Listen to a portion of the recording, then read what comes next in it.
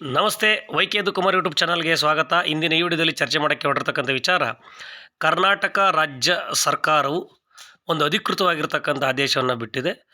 ಏನು ಅಂತಂದರೆ, roster maintenance ಹೇಗೆ ಮಾಡಬೇಕು.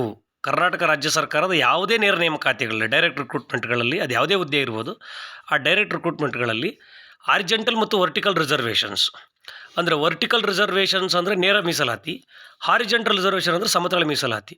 ಆ ಸಮತಳ ಮೀಸಲಾತಿಯನ್ನು ನಿಗದಿಪಡಿಸಬೇಕಾದಂಥ ಸಂದರ್ಭದಲ್ಲಿ ಯಾವ ರೀತಿ ನಿಗದಿಪಡಿಸಬೇಕು, ಯಾವುದಕ್ಕೆ ಮೊದಲು ಆದ್ಯತೆ ಕೊಡಬೇಕು, ಯಾವುದಕ್ಕೆ ನಂತರ ಆದ್ಯತೆ ಕೊಡಬೇಕು ಅನ್ನೋದ್ರ ವಿಚಾರವಾಗಿ ಒಂದು ಅಧಿಕೃತವಾಗಿರ್ತಕ್ಕಂಥ ಆದೇಶ ಮಾರ್ಚ್ 8, 2023 ಅಂದರೆ ಇವತ್ತೇ ಬಿಟ್ಟಿರ್ತಕ್ಕಂಥದ್ದು. ಹಾಗಾಗಿ ಅದರ ಬಗ್ಗೆ ಸಂಪೂರ್ಣವಾಗಿರ್ತಕ್ಕಂಥ ಮಾಹಿತಿಯನ್ನು ನಾನು ಈ ವಿಡಿಯೋದಲ್ಲಿ ನಿಮಗೆ ಕೊಡ್ತೀನಿ. ನೀವಿನ್ನು ನನ್ನ channel YK Kumar YouTube channel subscribe ಆಗಿಲ್ಲ ಅಂದರೆ ಸಬ್ಸ್ಕ್ರೈಬ್ ಮಾಡಿ, ಬೆಲ್ಲೈಕನನ್ನು ಒತ್ತಿ. ಉದ್ಯೋಗಕ್ಕೆ ಸಂಬಂಧಪಟ್ಟಂತೆ, ಸರ್ಕಾರದ ನಡವಳಿಕೆಗೆ ಸಂಬಂಧಪಟ್ಟಂತೆ ಕಾಲಕ್ಕೆ ವಿಡಿಯೋ ಮಾಡಿ ಅಪ್ಲೋಡ್ ಮಾಡಿದಾಗ ಎಲ್ಲ ವಿಡಿಯೋಗಳು ನೇರವಾಗಿ ನಿಮ್ಮ ನೋಟಿಫಿಕೇಷನ್ಸಲ್ಲಿ ಬಂದು ಬೀಳುತ್ತೆ. ಇವತ್ತು ಬಿಟ್ಟಿರ್ತಕ್ಕಂಥ ಒಂದು ಅಧಿಕೃತವಾಗಿರ್ತಕ್ಕಂತಹ ಒಂದು ಸರ್ಕಾರದ ನಡವಳಿ ಏನು ಅಂತಂತಂದರೆ, ಯಾವುದೇ ಕರ್ನಾಟಕ ರಾಜ್ಯ ಸರ್ಕಾರದ ಯಾವುದೇ ನೇಮಕಾತಿ, ಅದು ಯಾವುದೇ ಹುದ್ದೆ ಆಗಿರ್ಬೋದು, ಯಾವುದೇ ಹುದ್ದೆ ಆಗಿರ್ಬೋದು, ಅದು group A, B, C, D ಈ ರೀತಿಯಾಗಿರ್ತಕ್ಕಂಥ ಯಾವುದೇ ಹುದ್ದೆಗಳು ನೇಮಕಾತಿ ಮಾಡಬೇಕು ಅಂತಂದ್ರೂ, ಯಾವುದೇ ಇಲಾಖೆಯಲ್ಲಿರ್ಬೋದು, ಅಂದರೆ ಕರ್ನಾಟಕದಲ್ಲಿ ನೇಮಕಾತಿ, ಕರ್ನಾಟಕ ರಾಜ್ಯ ಸರ್ಕಾರದ ಅಡಿಯಲ್ಲಿ ಇರ್ತಕ್ಕಂತಹ ನೇರ ನೇಮಕಾತಿ, ಅದರಲ್ಲೂ ಡೈರೆಕ್ಟ್ ರಿಕ್ರೂಟ್ಮೆಂಟಲ್ಲಿ 2 ರೀತಿ ಮೀಸಲಾತಿ ಅನುಸರಿಸಬೇಕು. ಈಗ ಆಲ್ರೆಡಿ ನಾವು ಈ ಹಾರಿಜೆಂಟಲ್, ವರ್ಟಿಕಲ್ ರಿಸರ್ವೇಷನ್ಸ್ ಯಾವ್ಯಾವ ಬರ್ತವೆ, ಏನು ಎತ್ತ ಅಂತಕ್ಕಂಥ ಡೀಟೇಲ್ಸ್ಗಳನ್ನು ನಾವು ಸಾಕಷ್ಟು ಸರಿ ಹೇಳಿದ್ದೀವಿ. ಹಾಗೂ 2-3 ವಿಡಿಯೋಗಳು ಸಹ ಅದಕ್ಕೆ ಸಂಬಂಧಪಟ್ಟಂತೆ ನಾವು ನಮ್ಮ YK Kumar YouTube channel upload ಮಾಡಿದ್ದೀವಿ. ಯಾಕೆ ಈಗ ಆದೇಶ ಬಿಟ್ಟಿದ್ದಾರೆ ಅಂತಂತಂದರೆ, ಈಗ SC ಮತ್ತು ST ಕ್ಯಾಟಗರಿನವ್ರಿಗೆ ರಾಜ್ಯಪಾಲರ ಅತ್ಯಾದೇಶ ಅನುಸಾರವಾಗಿ ಆರ್ಡಿನೆನ್ಸ್ ಪ್ರಕಾರವಾಗಿ ಮೀಸಲಾತಿ ಹೆಚ್ಚಳ ಮಾಡಿದರು. ಹೆಚ್ಚಳಕ್ಕೆ ತಕ್ಕಂತೆ ಏನು ಮಾಡಬೇಕು ಅಂದರೆ ರೋಸ್ಟರ್ ಬಿಂದು ಬದಲಾಗ್ತದೆ. ಮತ್ತು ಮೊದಲು 20 ರೋಸ್ಟರ್ ಬಿಂದುಗಳನ್ನ ಇಟ್ಕೊಂಡಿದ್ರು, ಈಗ 100 ರೋಸ್ಟರ್ ಬಿಂದುಗಳನ್ನ ಇಟ್ಕೊಂಡು ಅದ್ರ ಪ್ರಕಾರವಾಗಿ ಯಾವ್ಯಾವ ಒಂದು ಮೀಸಲಾತಿಗಳನ್ನು, ಅದರಲ್ಲೂ ಪರ್ಟಿಕ್ಯುಲರಾಗಿ ಹಾರಿಜೆಂಟಲ್ ರಿಸರ್ವೇಷನನ್ನು ಕೊಡಬೇಕಾದ್ರೆ ಯಾವುದು ಫಸ್ಟ್ ಕೊಡಬೇಕು, ಯಾವುದು ಸೆಕೆಂಡ್ ಕೊಡಬೇಕು, ಯಾವುದು ಥರ್ಡ್ ಕೊಡಬೇಕು, ಈ ರೀತಿಯಾಗಿರ್ತಕ್ಕಂಥದ್ದು ಏನು ಬರುತ್ತೆ ಅದನ್ನು ಅನುಸರಿಸ್ತಕ್ಕಂಥ ಒಂದು ರೋಸ್ಟರ್ ನಿಯಮದ ಬಗ್ಗೆ ಅಧಿಕೃತವಾಗಿ ಒಂದು ಆದೇಶವನ್ನು ಇವತ್ತು ಹೊರಡಿಸಿದ್ದಾರೆ. ಹಾಗಾಗಿ ಅದ್ರ ಬಗ್ಗೆ ನಾನು ಮಾತಾಡ್ತಾ ಇದ್ದೀನಿ. ಈ ವಿಡಿಯೋ ನಿಮ್ಗೆ ಇಷ್ಟ ಆದ ಲೈಕ್ ಮಾಡಿ, ಶೇರ್ ಮಾಡಿ, ಕಮೆಂಟ್ ಮಾಡಿ. ಇಷ್ಟು ದಿನ ನಮ್ಗೆ ಏನು ಮಾಡ್ತಾಯಿದ್ದು, ದಿನಾಂಕ 20/6/1995 ಸರ್ಕಾರದ ಆದೇಶದಲ್ಲಿ ರಾಜ್ಯ ಸಿವಿಲ್ ಸೇವೆಗಳ ಹುದ್ದೆಗಳಿಗೆ ಮಾಡುವ ನೇರ ನೇಮಕಾತಿಗಳಲ್ಲಿ ಭಾರತ ಸಂವಿಧಾನ ಅನುಚ್ಛೇದ 16/4 ನೋಡಿ, 16/4 ಉದ್ಯೋಗಕ್ಕೆ ಸಂಬಂಧಪಟ್ಟಂತೆ ಮೀಸಲಾತಿ ಹೇಳುತ್ತೆ. 15/4 ಶಿಕ್ಷಣದಲ್ಲಿ, ಎಜುಕೇಷನಲ್ಲಿ ಮೀಸಲಾತಿ ಹೇಳುತ್ತೆ. ಆದರೆ 16/4 ಅಂದರೆ ಉದ್ಯೋಗಕ್ಕೆ ಸಂಬಂಧಪಟ್ಟಿರ್ತಕ್ಕಂತಹ ಇದರಲ್ಲಿ ಅಳವಡಿಸಿಕೊಳ್ಳಬೇಕಾದ ಮೀಸಲಾತಿ ವಿಧಾನ ಮತ್ತು ಅದನ್ನು ಅನುಷ್ಠಾನಗೊಳಿಸಲು ಅನುಸರಿಸಬೇಕಾಗಿರತಕ್ಕಂಥ 100 ಬಿಂದುಗಳ ಒಂದು ರೋಸ್ಟರನ್ನು ನಿಗದಿಪಡಿಸಿರ್ತಾರೆ. 100 ಬಿಂದುಗಳು ರೋಸ್ಟರ್. ನೆಕ್ಸ್ಟ್, ರಾಜ್ಯ ಸಿವಿಲ್ ಸೇವೆಗಳಲ್ಲಿ ಹುದ್ದೆಗಳಿಗೆ ಮಾಡುವ ನೇರ ನೇಮಕಾತಿಯಲ್ಲಿ ನೇರ ಮೀಸಲಾತಿ ಮತ್ತು ಸಮತಳ ಮೀಸಲಾತಿ ಅಂತ 2 ಮೀಸಲಾತಿ ಇರ್ತದೆ. ಯಾಕಂದರೆ ನೇರ ಮೀಸಲಾತಿ ನಮಗೆಲ್ಲರಿಗೂ ಗೊತ್ತಿರ್ತಕ್ಕಂಥದ್ದು. ನೇರ ಮೀಸಲಾತಿ ಅಂದರೆ ಕ್ಯಾಸ್ಟ್ ವೈಸ್ ರಿಸರ್ವೇಷನ್ಸ್ ಅಂದರೆ ಈಗ ಪ್ರೆಸೆಂಟ್ ಇರ್ತಕ್ಕಂಥದ್ದು ಜನರಲ್ ಮೆರಿಟ್ಗೆ 44% ಜನರಲ್ಗೆ ಇರ್ತಕ್ಕಂಥದ್ದು ರಿಸರ್ವೇಷನು. ಇನ್ನು SCಗೆ 17%, STಗೆ 7%, ಕ್ಯಾಟಗರಿ 1ಗೆ 4%, 2Aಗೆ 15%, 2Bಗೆ 4%, 3Aಗೆ 4%, 3Bಗೆ 5%, ಈ ರೀತಿಯಾಗಿರ್ತಕ್ಕಂಥ ರೋಸ್ಟ್ರು ಈಗ ಫಿಕ್ಸ್ ಆಗಿರ್ತಕ್ಕಂಥದ್ದು. ಇದು ನೇರ ಮೀಸಲಾತಿ. ಈ ಪ್ರತಿಯೊಂದು ನೇರ ಮೀಸಲಾತಿಗಳನ್ನು ಅಂದರೆ ಜನರಲ್ ಇರ್ಬೋದು, SC ಇರ್ಬೋದು, ST ಇರ್ಬೋದು, ಕ್ಯಾಟಗರಿ 1 ಇರ್ಬೋದು, 2A ಇರ್ಬೋದು, 2B ಇರ್ಬೋದು, 3A ಇರ್ಬೋದು, 3B ಇರ್ಬೋದು, ಪ್ರತಿಯೊಂದು ಮೀಸಲಾತಿನಲ್ಲೂ ಅಂದರೆ ಪ್ರತಿಯೊಂದು ಕ್ಯಾಸ್ಟ್ ವೈಸ್ ಕೊಟ್ಟಿರ್ತಕ್ಕಂಥ ರಿಸರ್ವೇಷನ್ನೇ ನಾವು ವರ್ಟಿಕಲ್ ರಿಸರ್ವೇಷನ್, ನೇರ ಮೀಸಲಾತಿ ಅಂತ ಕರಿತೀವಿ. ಹೀಗೆ ಪ್ರತಿಯೊಂದರಲ್ಲೂ ಸಹ ಹಾರಿಜೆಂಟಲ್ ರಿಸರ್ವೇಷನ್ ಕೊಡಬೇಕು. ಏನು ಹಾರಿಜೆಂಟಲ್ ರಿಸರ್ವೇಷನ್ಸು ಅಂತಂದರೆ ಅದನ್ನೇ ನಾವು ಸಮತಳ ಮೀಸಲಾತಿ ಅಂತ ಕರಿತಿದ್ದೀವಿ. ಅಂದರೆ ರೂರಲ್ ರಿಸರ್ವೇಷನ್ನು, ಮಹಿಳೆಯರಿಗೆ ರಿಸರ್ವೇಷನ್ನು, ಮಾಜಿ ಸೈನಿಕರ ರಿಸರ್ವೇಷನ್ನು, ಯೋಜನೆ ನಿರಾಶ್ರಿತರ ರಿಸರ್ವೇಷನ್ನು, ಅಂಗವಿಕಲರ ರಿಸರ್ವೇಷನ್ನು, ತೃತೀಯ ಲಿಂಗಿಗಳಿಗೆ ರಿಸರ್ವೇಷನ್ನು, ಈ ರೀತಿಯಾಗಿರ್ತಕ್ಕಂತಹ 6 ರೀತಿಯಾಗಿರ್ತಕ್ಕಂಥ ರಿಸರ್ವೇಷನ್ಸ್ ಏನು ಕೊಟ್ಟಿದ್ದಾರೆ, ಇವೆಲ್ಲನೂ ಹಾರಿಜೆಂಟಲ್ ರಿಸರ್ವೇಷನ್ ಅಥವಾ ಸಮತಳ ಮೀಸಲಾತಿ ಅಂತ ಕರಿತೀವಿ. ಇವು ಪ್ರತಿಯೊಂದು ಕ್ಯಾಟಗರಿನಲ್ಲೂ ಇವೆಲ್ಲ ಕೊಡಬೇಕು. ಹಾಗಾಗಿ ಅದಕ್ಕೆ ಸಂಬಂಧಪಟ್ಟಂತೆ ಒಂದು ರೋಸ್ಟರ್ ಬಿಂದುಗಳನ್ನು ರೆಡಿ ಮಾಡಿ ಹೊಸದಾಗಿದೆ. ಈ ಆದೇಶ ಏನು ಇವತ್ತು ಬಿಡುಗಡೆ ಆಗಿದೆ, ಇವತ್ತಿಂದ ಅದನ್ನು ಅಧಿಕೃತವಾಗಿ ಅನುಸರಿಸಬೇಕಾಗುತ್ತದೆ. ಇಲ್ಲಿ ನೋಡೋಣ, ಇಲ್ಲಿ ಸಮತಳ ಮೀಸಲಾತಿ ಬಗ್ಗೆ ಕೊಟ್ಟಿದ್ದಾರೆ ಮತ್ತು ಎಷ್ಟು % ಮತ್ತು ಯಾವ ನಿಯಮದಲ್ಲಿ ಇದಕ್ಕೆ ಅವಕಾಶ ಮಾಡಿಕೊಟ್ಟಿದ್ದಾರೆ ಅಂತ ಪ್ರತಿಯೊಂದು ಹೇಳ್ತಾರೆ. ನೋಡಿ, ನಾವು ಸಮತಳ ಮೀಸಲಾತಿ ಬಗ್ಗೆ ಅಧಿಕೃತವಾಗಿರ್ತಕ್ಕಂತಹ ಮೂಲ ಮಾಹಿತಿ, ಬೇಸಿಕ್ ಇನ್ಫಾರ್ಮೇಷನ್ಸ್, ಬೇಸಿಕ್ ಸೋರ್ಸ್ ಇರ್ತಕ್ಕಂಥದ್ದು 1977 KCSR ಅಲ್ಲಿ ಇರ್ತಕ್ಕಂಥದ್ದು. 1977 ಕರ್ನಾಟಕ ನಾಗರಿಕ ಸೇವಾ ಸಂಬಂಧಪಟ್ಟಿರ್ತಕ್ಕಂಥ ಈ ನಿಯಮ ಇದೆ KCSR 1977. ಅದರಲ್ಲಿ ನಿಯಮ 9ರಲ್ಲಿ ಕೊಟ್ಟಿದ್ದಾರೆ. ನಿಯಮ 9/1, 9/1A, 9/1AA, 9/1B, 9/1C, 9/1D ಅಂತೇಳಿ ಈ ರೀತಿ ಏನು ಮೀಸಲಾತಿ ಕೊಟ್ಟಿದ್ದಾರೆ. ಅದರ ಜೊತೆಯಲ್ಲಿ ಕರ್ನಾಟಕ ಗ್ರಾಮೀಣ ಮೀಸಲಾತಿ ಸಂಬಂಧಪಟ್ಟಂತೆ 2000ನೇ ಇಸ್ವಿನಲ್ಲಿ ಒಂದು ಆ್ಯಕ್ಟ್ ಮಾಡ್ಕೊಂತಾರೆ. ಆ ಆ್ಯಕ್ಟ್ ಇದರಲ್ಲಿ ಇರ್ತಕ್ಕಂಥದ್ದು ರೂರಲ್ ರಿಸರ್ವೇಷನ್ನು 2000ನೇ ಆ್ಯಕ್ಟಲ್ಲಿ ಇದೆ. ಇನ್ನು ಉಳಿದಿರ್ತಕ್ಕಂಥ ಎಲ್ಲ ಆರಿಜೆಂಟಲ್ ರಿಸರ್ವೇಷನ್ಸ್ಗಳು ಇರ್ತಕ್ಕಂಥದ್ದು 1977 KCSR ನಿಯಮದಲ್ಲಿ. ಅದರಲ್ಲಿ ಈಗ ನೋಡಿ ಕೊಟ್ಟಿದ್ದಾರೆ ಇಲ್ಲಿ. ಮೊದಲೇದು ಮಾಜಿ ಸೈನಿಕರು ಸಮತಲ ಮೀಸಲಾತಿ ವರ್ಗದಲ್ಲಿ ಮೊದಲೇ ಬರೋದು ಮಾಜಿ ಸೈನಿಕರು. ಗ್ರೂಪ್ ಎ ಇರಲಿ, ಗ್ರೂಪ್ ಬಿ ಇರಲಿ, ಗ್ರೂಪ್ ಸಿ ಇರಲಿ, ಗ್ರೂಪ್ ಡಿನಲ್ಲಿ ಇರಲಿ, ಎಲ್ಲ ಒಂದು ABCD ಎಲ್ಲ ಥರದ ಹುದ್ದೆಗಳಲ್ಲೂ ಸಹ 10% ರಿಸರ್ವೇಷನನ್ನು ಮಾಜಿ ಸೈನಿಕರು ಕೊಡಬೇಕು. 10% ರಿಸರ್ವೇಷನ್ ಇದು ಇರ್ತಕ್ಕಂಥದ್ದು KCSR ನಿಯಮ 1977 ನಿಯಮ 9ರಲ್ಲಿ 1ನೇ ನಿಯಮ ಇದು. 9/1ನೇ ನಿಯಮ ಇದು ಹೇಳುತ್ತೆ ಮಾಜಿ ಸೈನಿಕರು. ಎರಡನೇದು ಹ್ಯಾಂಡಿಕ್ಯಾಪ್ಟ್ PH ಕೋಟಾ ಅಂತ ಏನು ಕರಿತೀವಿ, ಅಥವಾ ಫಿಸಿಕಲಿ ಡಿಸೇಬಲ್ ಪರ್ಸನ್ಸ್ ಅಂತ ಏನು ಕರಿತೀವಿ, ಅಥವಾ ಪರ್ಸನ್ಸ್ ವಿತ್ ಡಿಸೇಬಿಲಿಟಿ ಅಂತ ಏನು ಕರಿತೀವಿ, ಅವ್ರಿಗೆ ಕೊಟ್ಟಿರ್ತಕ್ಕಂಥದ್ದು ಅಂಗವೈಕಲ್ಯವುಳ್ಳ ವ್ಯಕ್ತಿಗಳು. ಇವರಿಗೆ 2 ರೀತಿಯಾಗಿರ್ತಕ್ಕಂಥ ರಿಸರ್ವೇಷನ್ ಇಲ್ಲಿ ನೋಡ್ತೀವಿ. 2 ರೀತಿ ಪರ್ಸೆಂಟೇಜ್ ಹೆಂಗೆ ಅಂದರೆ, ಗ್ರೂಪ್ C ಮತ್ತು D ಹುದ್ದೆಗಳಲ್ಲಾದರೆ 5% ರಿಸರ್ವೇಷನ್ ಇದೆ. ಗ್ರೂಪ್ ಎ ಮತ್ತು ಬಿನಲ್ಲಾದರೆ 4% ರಿಸರ್ವೇಷನ್ಸ್ ಇದೆ. ಇದು ಸಹ ಅಂಗವಿಕಲರಿಗೆ ಕೊಟ್ಟಿರ್ತಕ್ಕಂಥ ರಿಸರ್ವೇಷನನ್ನು ಸಹ 1977 KCSR ನಿಯಮ 9/1A ನಲ್ಲಿ ಹೇಳುತ್ತಿದ್ದು. ನೆಕ್ಸ್ಟ್, ಯೋಜನೆಗಳಿಂದ ನಿರ್ವಸಿತರಾದವರು, ಇವರಿಗೆ ನಾವೇನು ಕರಿತೀವಿ PDP ಅಂತ ಕರಿತೀವಿ, ಪ್ರಾಜೆಕ್ಟ್ ಡಿಸ್ಪ್ಲೇಸ್ಡ್ ಪರ್ಸನ್ಸ್ ಅಂತ ಏನು ಕರಿತೀವಿ, ಈ ಯೋಜನೆ ನಿರಾಶ್ರಿತರ ಅಭ್ಯರ್ಥಿಗಳಂತ ಏನು ಕರಿತೀವಿ, ಇವರಿಗೆ ಗ್ರೂಪ್ ಎ ಮತ್ತು ಗ್ರೂಪ್ ಬಿ ಹುದ್ದೆಗಳಲ್ಲಿ ಅವಕಾಶ ಕೊಟ್ಟಿಲ್ಲ. ಓನ್ಲಿ ಗ್ರೂಪ್ C ಮತ್ತು ಗ್ರೂಪ್ D ಹುದ್ದೆಗಳಲ್ಲಿ ಮಾತ್ರ ಅವಕಾಶ ಕೊಟ್ಟಿರೋದು. ಇನ್ನೊಂದು ಸರಿ ರಿಪೀಟ್ ಮಾಡಿ ಹೇಳ್ತಾ ಇದ್ದೀನಿ. ಯೋಜನೆಗಳಿಂದ ನಿರ್ವಸಿತರಾದರು PDP ಅಂದರೆ ಯೋಜನಾ ನಿರಾಶ್ರಿತರ ಅಭ್ಯರ್ಥಿಗಳಂತ ಏನು ಕರಿತೀವಿ, ಅವರಿಗೆ ಗ್ರೂಪ್ ಎ ಗ್ರೂಪ್ ಬಿ ಹುದ್ದೆಗಳಲ್ಲಿ ಯಾವುದೇ ರೀತಿಯಾಗಿರ್ತಕ್ಕಂಥ ರಿಸರ್ವೇಷನ್ ಮೀಸಲಾತಿ ಇಲ್ಲ. ಕೇವಲ ಗ್ರೂಪ್ C ಮತ್ತು ಗ್ರೂಪ್ D ಆ ಹುದ್ದೆಗಳಿಗೆ ಸಂಬಂಧಪಟ್ಟಿರ್ತಕ್ಕಂಥದ್ದು ಮಾತ್ರ 5% ರಿಸರ್ವೇಷನನ್ನು ಕೊಟ್ಟಿದ್ದಾರೆ. ಇದು ಅಷ್ಟೇ KCSR ನಿಯಮ 1977 9/1AA ನಲ್ಲಿ ನಾವು ನೋಡಬಹುದು ಇದನ್ನು. ನೆಕ್ಸ್ಟ್, ಮಹಿಳೆಯರ ರಿಸರ್ವೇಷನ್, ಮಹಿಳೆಯರಿಗಿರ್ತಕ್ಕಂತಹ ರಿಸರ್ವೇಷನ್ನು ಇದು ಎಲ್ಲ ಹುದ್ದೆಗಳಲ್ಲೂ group A, group B, group C, group D 4 ರೀತಿಯಾಗಿರ್ತಕ್ಕಂಥ ಹುದ್ದೆಗಳಲ್ಲಿ 33% ರಿಸರ್ವೇಷನನ್ನು ಕೊಟ್ಟಿರ್ತಕ್ಕಂಥದ್ದು.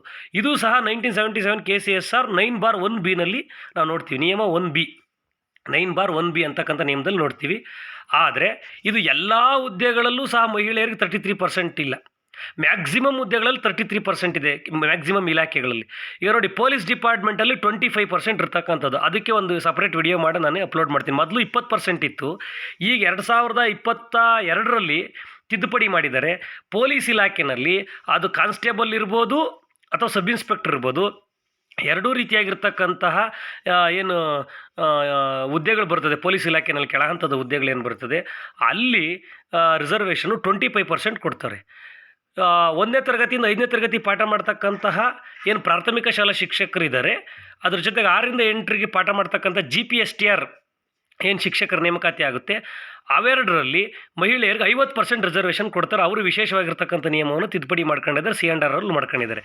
ಅದೇ ರೀತಿ ಪಂಚಾಯತ್ ರಾಜ್ ಸಂಸ್ಥೆಗಳಲ್ಲಿ, ಅದರಲ್ಲೂ ಸಹ ಗ್ರಾಮ ಪಂಚಾಯಿತಿಗಳಲ್ಲಿರ್ತಕ್ಕಂಥ ಸರ್ಕಾರಿ ಹುದ್ದೆಗಳಾಗಿರ್ತಕ್ಕಂಥ PDO, ಗ್ರಾಮ ಪಂಚಾಯಿತಿ ಸೆಕ್ರೆಟರಿ ಗ್ರೇಡ್ 1, ಗ್ರೇಡ್ 2 ಮತ್ತು SDAA ಈ ರೀತಿಯಾಗಿರ್ತಕ್ಕಂಥ ಹುದ್ದೆಗಳಲ್ಲೂ ಸಹ ಅವರು C&R ತಿದ್ದುಪಡಿ ಮಾಡಿ ಅಲ್ಲೂ 50% ರಿಸರ್ವೇಷನ್ ಮಾಡಿಕೊಂಡಿದ್ದಾರೆ. ನೋಡಿ, ಅವನ್ನು ಹೊರತುಪಡಿಸಿದ್ರೆ ಇನ್ನು ಎಲ್ಲ ರೀತಿಯಾಗಿರ್ತಕ್ಕಂಥ ನೇಮಕಾತಿಗಳಲ್ಲಿ ಮಹಿಳೆಯರಿಗಿರ್ತಕ್ಕಂಥದ್ದು 33% ರಿಸರ್ವೇಷನ್ನು. ಅವುಗಳಲ್ಲಿ ಯಾರು ಪೊಲೀಸ್ ಇಲಾಖೆಯಲ್ಲಿ, ಪಂಚಾಯಿತಿನಲ್ಲಿ ಇರ್ತಕ್ಕಂಥ ಹುದ್ದೆಗಳಲ್ಲಿ ಮತ್ತು ಟೀಚರ್ ರಿಕ್ರೂಟ್ಮೆಂಟಲ್ಲಿ ಅದು 1ರಿಂದ 5, 6ರಿಂದ 8 ಪಾಠ ಮಾಡ್ತಕ್ಕಂಥ ಟೀಚರ್ಸಲ್ಲಿ. But high school, PU college, degree ಕಾಲೇಜುಗಳೆಲ್ಲ 33% ಅನುಕರಣೆ ಆಗ್ತದೆ. ಇದೇ ನಿಯಮವನ್ನು ಫಾಲೋ ಮಾಡ್ತಾ ಹೋಗ್ತಾರೆ. ಹಂಗಾಗಿ ಈ ಮಹಿಳೆಯರ ರಿಸರ್ವೇಷನ್ ಯಾವ್ಯಾವ ಇಲಾಖೆಗಳು ಈ ಥರ ವ್ಯತ್ಯಾಸಗಳಿದ್ದಾವೆ ಅದನ್ನೆಲ್ಲ ನಾನು ಆದೇಶ ಸಹಿತ ಮುಂದಿನ ದಿನಗಳಲ್ಲಿ ವಿಡಿಯೋ ಮಾಡಿ ನಾನು ಅಪ್ಲೋಡ್ ಮಾಡ್ತೀನಿ. ಕನ್ನಡ ಮಾಧ್ಯಮದಲ್ಲಿ ವ್ಯಾಸಂಗ ಮಾಡಿದ ಅಭ್ಯರ್ಥಿಗಳಿಗೆ ಇವ್ರಿಗೆ 5% ರಿಸರ್ವೇಷನ್ಸ್ ಇದೆ ಎಲ್ಲ ಹುದ್ದೆಗಳಲ್ಲೂ. Group A, group B, group C, group D ಎಲ್ಲ ರೀತಿಯಾಗಿರ್ತಕ್ಕಂಥ ಹುದ್ದೆಗಳಲ್ಲೂ 5% ರಿಸರ್ವೇಷನ್ನು. ಇದು 1977 KCSR 9/1C ನಿಯಮದಲ್ಲಿ ನಾವು ನೋಡ್ತಾ ಹೋಗ್ತೀವಿ. ನೆಕ್ಸ್ಟು ತೃತೀಯ ಲಿಂಗಿಗಳಿಗೆ ಇದು ಇತ್ತೀಚೆಗೆ ಕೊಟ್ಟಿರ್ತಕ್ಕಂಥ ರಿಸರ್ವೇಷನ್ಸು. ಇದು 2021ರಿಂದ ಇತ್ತೀಚೆಗೆ ಇದು ಪ್ರಾರಂಭ ಆಗಿರ್ತಕ್ಕಂಥದ್ದು. ಇದರಲ್ಲೂ ಅಷ್ಟೇ group A, group B, group C, group D 4 ರೀತಿಯಾಗಿರ್ತಕ್ಕಂತಹ ಹುದ್ದೆಗಳಲ್ಲಿ 1% ರಿಸರ್ವೇಷನನ್ನು ಕೊಟ್ಟಿರ್ತಕ್ಕಂಥದ್ದು ತೃತೀಯ ಲಿಂಗಿಗಳಿಗೆ, ಟ್ರಾನ್ಸ್ಜೆಂಡರ್ಗೆ. 1977 ನಿಯಮ ಏನೇನು KCSR ಏನು ಹೇಳ್ತೀವಿ ಅದರಲ್ಲಿ 9/1 ಡಿನಲ್ಲಿ ಈ ತೃತೀಯ ಲಿಂಗಿಗಳಿಗೆ ಕೊಟ್ಟಿರ್ತಕ್ಕಂಥದ್ದು ಸೇರಿಸ್ತಾ ಹೋಗ್ತಾರೆ. 1% ರಿಸರ್ವೇಷನ್. ನೆಕ್ಸ್ಟು ಗ್ರಾಮೀಣ ಅಭ್ಯರ್ಥಿಗಳು ನೋಡಿ, ಮೇಲೆ ಉಲ್ಲೇಖ ಮಾಡಿದಂತಹ 6 ರೀತಿಯಾಗಿರ್ತಕ್ಕಂಥ ರಿಸರ್ವೇಷನ್ಸ್ಗಳೇನಿದ್ದಾವೆ, 6 ರೀತಿಯಾಗಿರ್ತಕ್ಕಂಥ ರಿಸರ್ವೇಷನ್ಸ್ಗಳು KCSR 1977 ಅಲ್ಲಿ ನಿಯಮ 9/9 ಅಡಿಯಲ್ಲಿ ಬರ್ತದೆ. 9/1, 9/1A, 9/1AA, 9/1B, 9/1C, 9/1Dನಲ್ಲಿ ಇಷ್ಟು ಬರ್ತಕ್ಕಂಥದ್ದು ನಿಯಮಗಳಿರ್ತಕ್ಕಂಥದ್ದು. 6 ರೀತಿಯಾಗಿರ್ತಕ್ಕಂತಹ ಆರಿಜೆಂಟಲ್ ರಿಸರ್ವೇಷನ್ಸ್, ಸಮತಳ ಮೀಸಲಾತಿ. ನೆಕ್ಸ್ಟ್ ಗ್ರಾಮೀಣ ಅಭ್ಯರ್ಥಿಗಳ ಮೀಸಲಾತಿ 1977 KCSR ನಿಯಮದಲ್ಲಿ ಇದನ್ನು ಮೆನ್ಷನ್ ಮಾಡಲ್ಲ. ಇದನ್ನು ಎಲ್ಲಿದೆ ಅಂದರೆ ಕರ್ನಾಟಕ ಗ್ರಾಮೀಣ ಅಭ್ಯರ್ಥಿಗಳಿಗೆ ರಾಜ್ಯ ಸಿವಿಲ್ ಸೇವೆಗಳ ನೇಮಕಾತಿ ಅಥವಾ ಹುದ್ದೆಗಳ ಮೀಸಲಾತಿ ಅಧಿನಿಯಮ 2000ರಲ್ಲಿ ನೋಡ್ತೀವಿ. ಅಲ್ಲಿ KCSR ನಿಯಮದಲ್ಲಿ ಇರ್ತದೆ.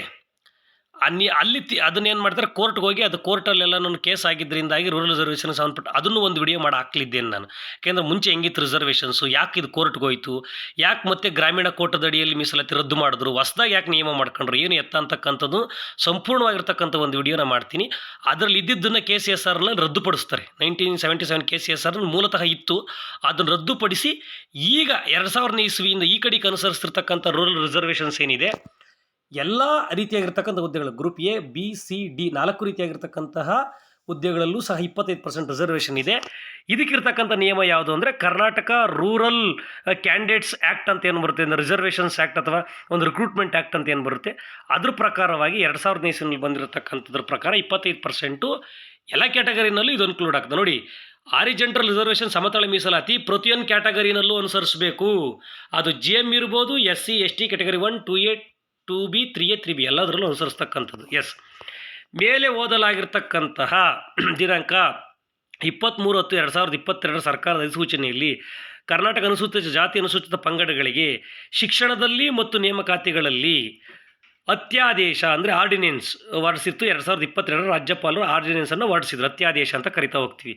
ಸುಗ್ರೀವಾಜ್ಞೆಯನ್ನು ಹೊರಡಿಸಲಾಗಿದ್ದು ಈ ಆರ್ಡಿನೆನ್ಸನ್ನು ಸುಗ್ರೀವಾಜ್ಞೆಯನ್ನು ಅತ್ಯಾದೇಶವು ದಿನಾಂಕ 1/11/2022 ಜಾರಿಗೆ ಬಂದಿರುತ್ತದೆ. ಈ ಅತ್ಯಾದೇಶದಲ್ಲಿ ಅನುಸೂಚಿತ ಜಾತಿ ಅನುಸೂಚಿತ ಪಂಗಡಗಳಿಗೆ ಸೇರಿದಿರ್ತಕ್ಕಂಥ ವ್ಯಕ್ತಿಗಳಿಗೆ ನೇಮಕಾತಿನಲ್ಲಿ 15% 17% SCಗೆ, 3% 7% SCಗೆ ಏನು ಮಾಡಲಾಯಿತು, ರಿಸರ್ವೇಷನನ್ನು ಹೆಚ್ಚಿಸಲಾಯಿತು. ನೋಡಿ, SCಗೆ 15 ಇತ್ತು, ಅದು 17 ಆಯಿತು. STಗೆ 3 ಇತ್ತು, ಅದು 7ಕ್ಕೆ ಹೋಯಿತು.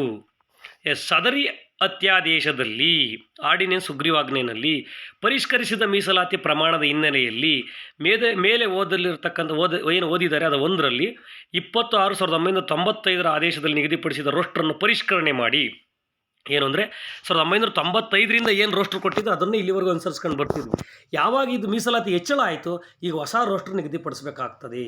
ಅದ್ರ ಪ್ರಕಾರವಾಗಿ 28/12/2022 ಆದೇಶದಲ್ಲಿ ಮಾರ್ಪಡಿಸಿದ ರೋಸ್ಟರನ್ನು ಗೊತ್ತುಪಡಿಸಲಾಗಿತ್ತು. ಹೊಸದಾಗಿರ್ತಕ್ಕಂಥ ರೋಸ್ಟರನ್ನು ಏನಾದರೂ ಗೊತ್ತುಪಡಿಸಿದರು. ಹೀಗೆ ಮೇಲೆ ವಿವರಿಸಲಾಗಿರ್ತಕ್ಕಂತಹ ಏನು ಅಲ್ಲಿ ಕೋಟೆಡ್ ಮಾಡಿರ್ತಾರೆ ಅದರಲ್ಲಿ 2 ಮತ್ತು 3ರಲ್ಲಿ ಓದಲಾದ ದಿನಾಂಕ 22/11/2002 ಹಾಗೂ ದಿನಾಂಕ 4/1/2008 ಸರ್ಕಾರಿ ಆದೇಶದ ಅನುಬಂಧದಲ್ಲಿ ನಿಗದಿಪಡಿಸಿರುವ 20 ಬಿಂದುಗಳ ರೋಸ್ಟರ್ ಬದಲಾಗಿ ಮೊದಲು 20 ಬಿಂದುಗಳ ರೋಸ್ಟರ್ ಇದು 2002 ಮತ್ತು 2008 ಪ್ರಕಾರ 20 ಬಿಂದುಗಳ ರೋಸ್ಟರ್ ಅಂದರೆ 20 ಹುದ್ದೆಗಳಿದ್ದರೆ 20 ಹುದ್ದೆ ಇದ್ದಾವೆ ಅಂತ ಇಟ್ಕೊಳ್ಳಿ. 20 ಹುದ್ದೆ ಇದ್ದಾವೆ ಅಂದರೆ ಮೊದಲನೇ ಹುದ್ದೆ ಯಾರಿಗೆ ಕೊಡಬೇಕು, ಎರಡನೇ ಹುದ್ದೆ ಯಾವುದು ಅಂದರೆ ಆರಿಜೆಂಟಲ್ ರಿಸರ್ವೇಷನ್ ಗ್ರಾಮೀಣಕ್ಕೆ ಬರಬೇಕಾ, ಮಹಿಳೆಯರಿಗೆ ಬರಬೇಕಾ, ಇತರೆಗೆ ಬರಬೇಕಾ, ಯೋಜನೆ ನಿರಾಶ್ರಿತರಿಗೆ ಬರಬೇಕಾ, ಮಾಜಿ ಸೈನಿಕರಿಗೆ ಬರಬೇಕಾ, ಅಂಗವಿಕಲರಿಗೆ ಬರಬೇಕಾ ಅಂತಕ್ಕಂಥದ್ದು 20 ಹುದ್ದೆಗಳಿಗೆ ನಿಗದಿಪಡಿಸಿದರು. ಅದು ರೋಸ್ಟರ್ ಇತ್ತು. ಈಗ ಅದನ್ನು ತೆಗೆದುಬಿಟ್ಟು ಅದರ ಬದಲಿಗೆ ಅದರ ಜಾಗದಲ್ಲಿ ರೀಪ್ಲೇಸ್ ಮಾಡೋದೇನಪ್ಪ ಅಂದರೆ ಕ್ರೋಢೀಕೃತ 100 ಬಿಂದುಗಳ ರೋಸ್ಟರನ್ನು ನಿಗದಿಪಡಿಸಲು ಕೆಳಕಂಡಂತೆ ಆದೇಶ ಮಾಡಲಾಗಿದೆ. 100 ಈಗ 20 2002 ಮತ್ತು 2008 ಪ್ರಕಾರ 20 ರೋಸ್ಟರ್ ಬಿಂದುಗಳನ್ನು ತೆಗೆದುಬಿಟ್ಟು ಈಗ 100 ರೋಸ್ಟರ್ ಬಿಂದುಗಳು 100 ಪೋಸ್ಟ್ ಲೆಕ್ಕ ತಗೊಂಡ್ರೆ ಮೊದಲನೇ ದಾರಿ ಕೊಡಬೇಕು, ಎರಡನೇ ದಾರಿ ಕೊಡಬೇಕು, ಮೂರನೇ ದಾರಿ ಕೊಡಬೇಕು, ನಾಲ್ಕನೇ ದಾರಿ ಕೊಡಬೇಕು ಅಂತ ಯಾರಿಗೆ ಅಂತಂದರೆ ಇಲ್ಲಿ ಕ್ಯಾಸ್ಟ್ ವೈಸ್ ಅಲ್ಲ, ಕ್ಯಾಟಗರಿ ವೈಸ್ ಅಲ್ಲ. ಪ್ರತಿ ಕ್ಯಾಟಗರಿನಲ್ಲೂ ಇಷ್ಟಿಷ್ಟು ಪೋಸ್ಟ್ ಇದ್ದಾಗ ಮೊದಲೇ ಹುದ್ದೆ ಯಾರಿಗೆ ಕೊಡಬೇಕು ಅಂದರೆ ಆರಿಜೆಂಟಲ್ ರಿಸರ್ವೇಷನಲ್ಲಿ ರೂರಲ್ಲ, ಕನ್ನಡನ, ಮಹಿಳೆಗ, ಮಾಜಿ ಸೈನಿಕರಿಗ, ಅಂಗವಿಕಲರಿಗ, ತೃತೀಯ ಲಿಂಗಿಗ, ಈ ರೀತಿಯಾಗಿರ್ತಕ್ಕಂಥ 7 ರೀತಿಯಾಗಿರ್ತಕ್ಕಂತಹ ಆರಿಜೆಂಟಲ್ ರಿಸರ್ವೇಷನ್ ಏನಿದೆ ಅದರಲ್ಲಿ ಯಾರಿಗೆ ಕೊಡಬೇಕು ಅಂತಕ್ಕಂಥದ್ದೇ ರೋಸ್ಟರ್. ಇದು ಇಂಪಾರ್ಟೆಂಟ್. ರೋಸ್ಟರ್ ಸರ್ಕಾರಿ ಆದೇಶದ ಸಂಖ್ಯೆ ಸಿಬ್ಬಂದಿ ಆಡಳಿತ ಸುಧಾರಣೆ ಇಲಾಖೆ 02 ಸೆ ಹಿ ಮ 2023 ಬೆಂಗಳೂರು ದಿನಾಂಕ 8/3/2023 ಹಿಂದೆ ಆಗಿರ್ತಕ್ಕಂಥ ಆದೇಶ ಇದು. ಇದರಲ್ಲಿ ಏನು ಹೇಳ್ತಾರೆ ಅಂದರೆ ಇದು ಫೈನಲ್, ಇವತ್ತಿಂದ ಇದು ಫೈನಲ್ ಇರ್ತಕ್ಕಂಥದ್ದು. ಪ್ರಸ್ತಾವನೆಯಲ್ಲಿ ವಿವರಿಸಲಾದ ಹಿನ್ನೆಲೆಯಲ್ಲಿ 2 ಮತ್ತು 3ರಲ್ಲಿ ಓದಲಾಗಿರ್ತಕ್ಕಂಥ ಅಂದರೆ 22/11/2002 ಮತ್ತು 3ರಲ್ಲಿರ್ತಕ್ಕಂಥದ್ದು 4ನೇ ತಾರೀಕು 1ನೇ ತಿಂಗಳು 2008 ಆದೇಶದಲ್ಲಿ ಅನುಬಂಧದಲ್ಲಿ, ಯಾಕಂದರೆ ರೋಸ್ಟರ್ನ ಅನುಬಂಧದಲ್ಲಿ ಕೊಟ್ಟಿರ್ತಾರೆ, ಪ್ರತಿ ನೇರ ಮೀಸಲಾತಿ ಪ್ರವರ್ಗದಡಿಯಲ್ಲಿ under the each category of vertical reservation ಅಂತ ಹೇಳ್ತಿರುತ್ತೆ. ಪ್ರತಿಯೊಂದು ಕ್ಯಾಟಗರಿಯಲ್ಲಿ ಇರ್ತಕ್ಕಂಥ ರಿಸರ್ವೇಷನ್ ವರ್ಟಿಕಲ್ ರಿಸರ್ವೇಷನ್, ಪ್ರತಿಯೊಂದು ಕ್ಯಾಟಗರಿನ ಪ್ರವರ್ಗದಡಿಯಲ್ಲೂ ಸಹ ನಿಗದಿಪಡಿಸಿರುವ 20 ರೋಸ್ಟರ್ ಏನಿತ್ತು ಅದನ್ನು ತೆಗೆದು ಆ ಆದೇಶದ ಅನುಬಂಧದಲ್ಲಿರ್ತಕ್ಕಂಥ 100 ಬಿಂದುಗಳ ಕ್ರೋಢೀಕೃತ ರೋಸ್ಟರ್ನಿಂದ ಈ ಮೂಲಕ ಪ್ರತಿಸ್ಥಾಪಿಸಲಾಗಿದೆ. ಅಂದರೆ 20 ಬಿಂದುಗಳ ರೋಸ್ಟರ್ ಹೋಯಿತು. ಈಗ 100 ಬಿಂದುನ ರೋಸ್ಟರ್ಗಳು ಜಾರಿಗೆ ಬಂದಿರತಕ್ಕಂಥದ್ದು. 100 ಬಿಂದು ಅಂದರೆ 100 ಪೋಸ್ಟ್ ಇತ್ತು ಅಂತಂದರೆ ಪ್ರತಿ ಕ್ಯಾಟಗರಿಗೂ ಇರ್ತಕ್ಕಂಥ ಪೋಸ್ಟ್ಗಳಲ್ಲಿ ಯಾವ್ಯಾವ ರೀತಿ ಆರಿಜೆಂಟಲ್ ರಿಸರ್ವೇಷನನ್ನು ಫಿಲ್ ಮಾಡಬೇಕು ಅಂತಕ್ಕಂಥ ಸಮತಲ ಮೀಸಲಾತಿಯನ್ನು ಕೊಡಬೇಕು ಅಂತಕ್ಕಂಥದ್ದು. ಪ್ರತಿ ನೇರ ನೇಮಕಾತಿ ಮೀಸಲಾತಿ ಪ್ರವರ್ಗದಡಿಯಲ್ಲಿ under the each category of vertical reservation ಪ್ರತ್ಯೇಕವಾಗಿ ಸಮತಲ ಮೀಸಲಾತಿಯನ್ನು ಅನುಸರಿಸಲು ಸದರಿ ರೋಸ್ಟರಲ್ಲಿ ಆಸ್ಪದವನ್ನು ಕಲ್ಪಿಸಲಾಗಿದೆ. ಈ ರೋಸ್ಟರನ್ನು ಅನುಸರಿಸಿ ಏನಿದೆ ಇನ್ನು ಮುಂದೆ ಎಲ್ಲ ನೇಮಕಾತಿಗಳಲ್ಲೂ ರಿಸರ್ವೇಷನನ್ನು ಫಿಕ್ಸ್ ಮಾಡಬೇಕಾಗುತ್ತೆ. ಯಾವ ರಿಸರ್ವೇಷನ್ನು ಅಂತಂದರೆ ಆರಿಜೆಂಟಲ್ ರಿಸರ್ವೇಷನ್. ಎಸ್ ನೋಡಿ, ಆರಿಜೆಂಟಲ್ ರಿಸರ್ವೇಷನ್ ಮೇನ್ ಹೇಳ್ತಿರೋದು ಅದನ್ನೇ ಸಮತಳ ಮೀಸಲಾತಿ. ನೆಕ್ಸ್ಟ್, ನೇರ ನೇಮಕಾತಿ ಪ್ರತಿ ಸಂದರ್ಭದಲ್ಲಿ ನೇರ ನೇಮಕಾತಿಗೆ ಲಭ್ಯವಾಗುವ ರಿಕ್ತ ಸ್ಥಾನಗಳ ನೇರ ಮೀಸಲಾತಿ ಅಂದರೆ vertical reservation. Vertical reservation means category wise reservation. ಸಂಬಂಧಿಸಿದ ಮೇಲೆ 4ರಲ್ಲಿ ಓದಲಾಗಿರ್ತಕ್ಕಂಥ 28/12/2022 ಸರ್ಕಾರಿ ಆದೇಶ ಸಂಖ್ಯೆ ಸಿಬ್ಬಂದಿ ಆಡಳಿತ ಸುಧಾರಣೆ ಇಲಾಖೆ 1 ಸೆ ಹಿ ಮ 2022 ಅನ್ವಯ ರಿಕ್ತ ಸ್ಥಾನಗಳ ಸಾಮಾನ್ಯ ಅರ್ಹತೆ, ಪರಿಶಿಷ್ಟ ಜಾತಿ, ಪರಿಶಿಷ್ಟ ಪಂಗಡ, ಇತರೆ ಹಿಂದುಳಿದ ವರ್ಗದಲ್ಲಿ category 1, 2A, 2B, 3A, 3B ನೋಡಿ, ಇವುಗಳನ್ನೇ ನಾವು ಏನು SC ST category 1, 2A, 2B, 3A, 3B ಅಂತ ಏನು ಕರೆದಿದ್ದು ಇದನ್ನೇ ನಾವು ವರ್ಟಿಕಲ್ ರಿಸರ್ವೇಷನ್ ಅಂತ ಕರಿತೀವಿ. ಈ ವರ್ಗಗಳಿಗೆ ವಿಂಗಡಿಸಿಕೊಂಡು ಪ್ರತಿಯೊಂದು ವರ್ಗದಲ್ಲೂ ಫಸ್ಟ್ ಹಿಂಗೆ ವಿಂಗಡಿಸ್ಕೋಬೇಕು, ಆಯಾ ಕ್ಯಾಟಗರಿ ವೈಸ್ ವಿಂಗಡಿಸ್ಕೋಬೇಕು. 100 ಪೋಸ್ಟ್ ಐತೆ ಅಂದರೆ SCಗೆ 17 ಕೊಡಬೇಕು, STಗೆ 7 ಕೊಡಬೇಕು, ಕ್ಯಾಟಗರಿ 1ಗೆ 4 ಕೊಡಬೇಕು, 2Aಗೆ 15 ಕೊಡಬೇಕು, 2Bಗೆ 4 ಕೊಡಬೇಕು, 3Aಗೆ 4 ಕೊಡಬೇಕು, 3Bಗೆ 5 ಕೊಡಬೇಕು 100 ಪೋಸ್ಟ್ ಇದ್ದಾಗ. ಅದರಲ್ಲಿ ಏನು ವರ್ಟಿಕಲ್ ಹಂಚ್ಕೊಂಡ ಮೇಲೆ ನೆಕ್ಸ್ಟ್ ಆರಿಜೆಂಟಲ್ ಬರಬೇಕು. ಆರಿಜೆಂಟಲ್ ಅಂದರೆ ಯೋಜನೆ ನಿರಾಶ್ರಿತರ, ಮಾಜಿ ಸೈನಿಕ, ಮಹಿಳೆ, ಕನ್ನಡ, ಗ್ರಾಮೀಣ, ತೃತೀಯ ಲಿಂಗಿ, ಅಂಗವಿಕಲರು ಇದೆಲ್ಲ ಬರ್ತಕ್ಕಂಥದ್ದು. ಈ ವರ್ಗಗಳಿಗೆ ವಿಂಗಡಿಸಿಕೊಂಡು ಪ್ರತಿಯೊಂದು ವರ್ಗಕ್ಕೆ ಪ್ರತ್ಯೇಕವಾಗಿ ಲಭ್ಯವಾಗುವ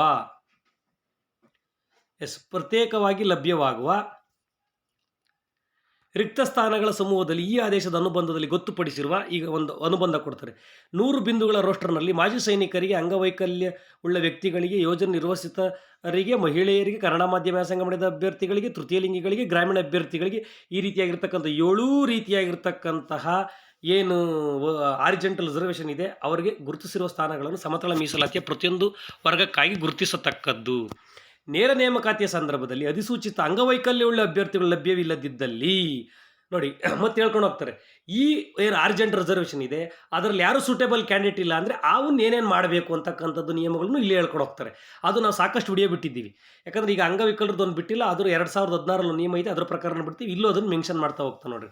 ಪ್ರತಿಯೊಂದು ಆರಿಜೆಂಟಲ್ ರಿಸರ್ವೇಷನ್ಸ್ ಏನಿದೆ ಆ ರಿಸರ್ವೇಷನ್ ನಿಗದಿಪಡಿಸಿರ್ತಕ್ಕಂಥ ಯಾರೂ ಕ್ಯಾಂಡಿಡೇಟ್ ಇಲ್ಲ ಅಂದರೆ ಅವುಗಳನ್ನ ಏನು ಮಾಡಬೇಕು ಅಂತಕ್ಕಂಥದ್ದು ನಾವು ಸಾಕಷ್ಟು ವಿಡಿಯೋಗಳನ್ನ 5-6 ರೀತಿ ವಿಡಿಯೋ ಬಿಟ್ಟಿದ್ದೀವಿ. ಮಾಜಿ ಸೈನಿಕ ಇಲ್ಲ ಅಂದರೆ ಅದನ್ನು ಯಾರಿಗೆ ಕೊಡ್ತಾರೆ, ಯೋಜನೆ ನಿರಾಶ್ರಿತರ ಅಭ್ಯರ್ಥಿಗಳಿಲ್ಲ ಅಂದರೆ ಅದನ್ನು ಯಾರಿಗೆ ಕೊಡ್ತಾರೆ, ಮಹಿಳಾ ಅಭ್ಯರ್ಥಿಗಳಿಲ್ಲ ಅಂದರೆ ಯಾರಿಗೆ ಕೊಡ್ತಾರೆ, ಈ ಥರದ್ದೆಲ್ಲ ನಾವು ವಿಡಿಯೋಗಳು. ತೃತೀಯ ಲಿಂಗ ಅಭ್ಯರ್ಥಿಗಳಿಲ್ಲ ಅಂತಂದರೆ ಯಾರಿಗೆ ಕೊಡ್ತಾರೆ, ಅರ್ಹ ಅಭ್ಯರ್ಥಿಗಳಿಲ್ಲ ಅಂದರೆ ಅದನ್ನು ಕನ್ವರ್ಟ್ ಮಾಡ್ತಾರಾ ಅಥವಾ ಹಾಗೆ ಕ್ಯಾರಿ ಫಾರ್ವರ್ಡ್ ಮಾಡ್ತಾರಾ ಅಂತಕ್ಕಂಥದ್ದು. ಎಸ್, ಇಲ್ಲಿ ಕೊಟ್ಟಿದ್ದಾರೆ, ಅಂಗವೈಕಲ್ಯ ಉಳ್ಳ ಅಭ್ಯರ್ಥಿಗಳು ಲಭ್ಯವಿಲ್ಲದಿದ್ದರೆ ಅಂತಹ ರಿಕ್ತ ಸ್ಥಾನಗಳನ್ನು ಮುಂದಿನ ನೇಮಕಾತಿಗೆ ಮುಂದಕ್ಕೊಯ್ಯತಕ್ಕದ್ದು. ಎಸ್, ಈ ಸರಿ ಲಭ್ಯ ಇಲ್ಲ ಅಂದರೆ ಅವ್ರನ್ನೇನು ಮಾಡಬೇಕು, ಆ ಹುದ್ದೆಗಳನ್ನ ನೆಕ್ಸ್ಟ್ ಸರಿ ಕ್ಯಾರಿ ಫಾರ್ವರ್ಡ್ ಮಾಡಬೇಕು, ಬೇರೆ ಯಾರಿಗೂ ಹಂಚಂಗಿಲ್ಲ. ಮುಂದಿನ ನೇಮಕಾತಿಯಲ್ಲೂ ಸಹ ಅಧಿಸೂಚಿತ ಅಂಗವೈಕಲ್ಯವುಳ್ಳ ಅಭ್ಯರ್ಥಿಗಳು ಲಭ್ಯವಿಲ್ಲದಿದ್ದಲ್ಲಿ ನೆಕ್ಸ್ಟ್ ಕ್ಯಾರಿ ಫಾರ್ವರ್ಡ್ ತಗೊಂಡೋದ್ಮೇಲೆ ನೆಕ್ಸ್ಟ್ ರಿಕ್ರೂಟ್ಮೆಂಟಲ್ಲೂ ಯಾರು ಅಂಗವೈಕಲ್ಯವುಳ್ಳ ಅಭ್ಯರ್ಥಿಗಳಿಲ್ಲ ಅಂದರೆ ಆಯಾ ಕ್ಯಾಟಗರಿಯ ಇತರೆ ಅಂಗವೈಕಲ್ಯವುಳ್ಳ ಅಭ್ಯರ್ಥಿಗಳನ್ನು ಭರ್ತಿ ಮಾಡ್ತಕ್ಕದ್ದು. ಯಾಕಂದರೆ ಮುಂಚೆ ಹ್ಯಾಂಡಿಕ್ಯಾಫ್ಟ್ ಅಂತೇಳಿ ಕೊಟ್ಬಿಡೋಣ, PH ಅಂತ ಕೊಟ್ಬಿಡೋಣ. ಈಗ ಹಂಗಲ್ಲ, PH ಅಲ್ಲಿ ಅವರು ಲೋಕೋಮೋಟರ್ ಡಿಸೆಬಿಲಿಟಿನ ಅಥವಾ ಏನು ವಿಷುವಲ್ ಪ್ರಾಬ್ಲಮ್ಮ, ಹಿಯರಿಂಗ್ ಪ್ರಾಬ್ಲಮ್ಮ, ಬೇರೆ ಸಮಸ್ಯೆನ ಆಸಿಡ್ ದಾಳಿಗೆ ಒಳಗಾಗಿರ್ತಕ್ಕಂಥವ್ರ ಇವರು ಅಂತೇಳಿ ಪರ್ಟಿಕ್ಯುಲರ್ ಆಗಿ ಅದರಲ್ಲಿ 4-5 ರೀತಿಯಾಗಿರ್ತಕ್ಕಂಥ ಭಾಗಗಳನ್ನು ಮಾಡ್ತಾ ಹೋಗ್ತಾನೆ. ಯಾವುದು ಕೊಟ್ಟಿರ್ತಾರೋ ಅದರಲ್ಲಿ ಏನು ಲೋಕೋಮೋಟ್ರ್ ಕೊಟ್ಟರೆ ಲೋಕೋಮೋಟ್ರೇ ಫಿಲ್ ಮಾಡಬೇಕು ನೆಕ್ಸ್ಟ್ ಸರಿಗೂ. ಅವ್ರು ಯಾರು ಇಲ್ಲ ಅಂತಂದರೆ ಮಾತ್ರ ಅದನ್ನು ಇತರೆ ಅಂಗವಿಕಲರಿಗೆ ಕೊಡಬೇಕು. ಯಾರೂ ಅಂಗವಿಕಲರಿಲ್ಲ, ಯಾವ ರೀತಿಯ ಅಂಗವಿಕಲರು ಇಲ್ಲ. ಒಂದು ವೇಳೆ ಯಾವುದೇ ಅಂಗವೈಕಲ್ಯವುಳ್ಳ ಅಭ್ಯರ್ಥಿಗಳು ಲಭ್ಯ ಆಗದೇ ಇದ್ದರೆ ಆಯಾ ಕ್ಯಾಟಗರಿಯ ಇತರೆ ಅಭ್ಯರ್ಥಿಗಳಿಂದ ಭರ್ತಿ ಮಾಡತಕ್ಕದ್ದು. ಏನು ಆಯಾ ಕ್ಯಾಟಗರಿನಲ್ಲಿ ಅದರ್ಸ್ ಅಂತ ಕರಿತೀವಿ, ಆಯಾ ಕ್ಯಾಟಗರಿ ಅದರ್ಸಿಂದ ಭರ್ತಿ ಮಾಡ್ತಕ್ಕದ್ದು.